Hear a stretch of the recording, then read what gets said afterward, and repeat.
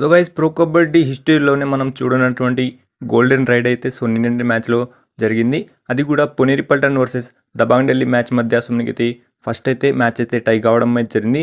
And match tie అయిన తర్వాత సుమనికైతే కొత్త రూల్గా సో టై బ్రేకర్ అయితే ఉండడం అయితే జరిగింది. కాబట్టి సో టై బ్రేకర్లు కూడా సో 2 టీమ్స్ అయితే 5 పాయింట్స్ అయితే సాధించడం అయితే జరిగింది. సో దాంతో సుమనికైతే గోల్డెన్ రైడ్కి అయితే వెళ్ళడం అయితే జరిగింది. కాబట్టి సో ఈ మ్యాచ్ వచ్చేసి మనకైతే పీక్స్లో అయితే వెళ్ళిపోయింది. ఎందుకంటే సుమనికైతే ప్రో కబడ్డీ హిస్టరీలోనే సో ఇప్పుడు దాకా సుమనికైతే గోల్డెన్ రైడ్ అయితే జరగలేదు.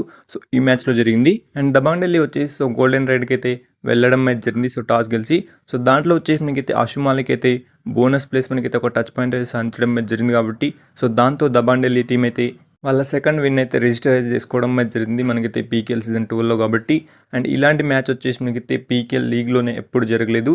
కాబట్టి సో మనకైతే ఇదే match Puneri Paltan versus Dabangg Delhi team వచ్చేసి సో పీకేఎల్ సీజన్ 2 యొక్క ఫైనల్ కనుక అయితే మాత్రం సో ఏ టీం గెలిచే అవకాశం ఉందని మీరు తప్పకుండా కింద కామెంట్ సెక్షన్లో కామెంట్ చేయండి.